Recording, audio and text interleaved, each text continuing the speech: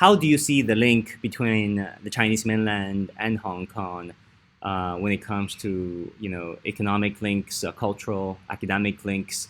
From the perspective of you yourself, a Hong Kong person living and studying on the Chinese mainland.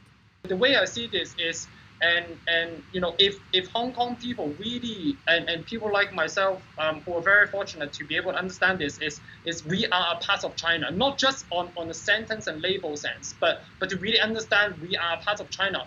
We certainly a lots of different opportunities, opportunity to study, opportunity for economic growth, getting jobs, opportunity for getting housing, etc.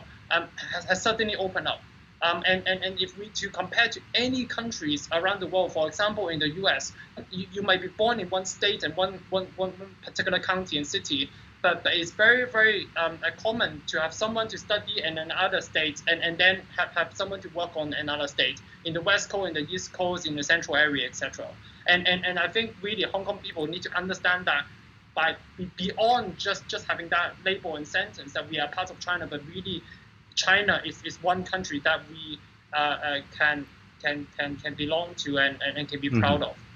Yeah, finally, it has been 24 years since 1997 when Hong Kong returned to China from the British colonial rule.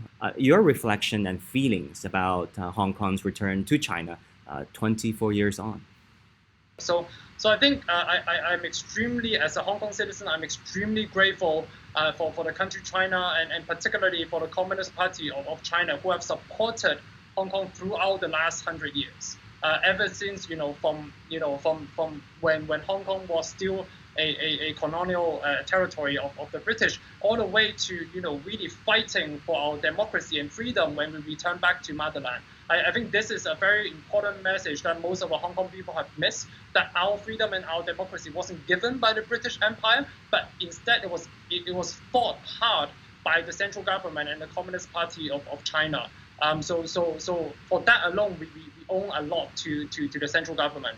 From giving us water supply to really prioritizing the stability and prosperity of Hong Kong, to really protect us, from the Asian financial crisis as well. There's so much that we have, and I am personally been very grateful for.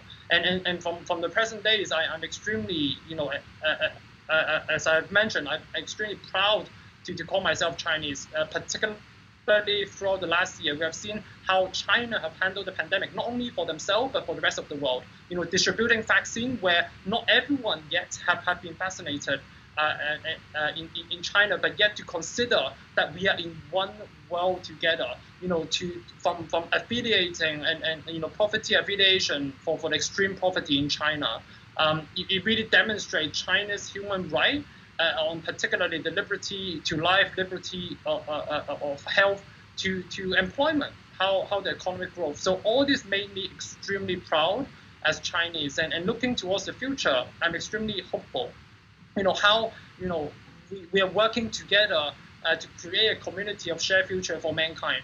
Ranging from the responsibility for climate action and the pursuit of sustainable development goals, to multilateral cooperation, from the RCEP trade deals to the EU-China investment deal. Those are all providing, particularly myself, and hope for lots of Chinese and Hong Kongers as well, a brighter and more hopeful future. So I'm grateful, I'm proud, and I'm hopeful. Thank you so much, Enoch Wong.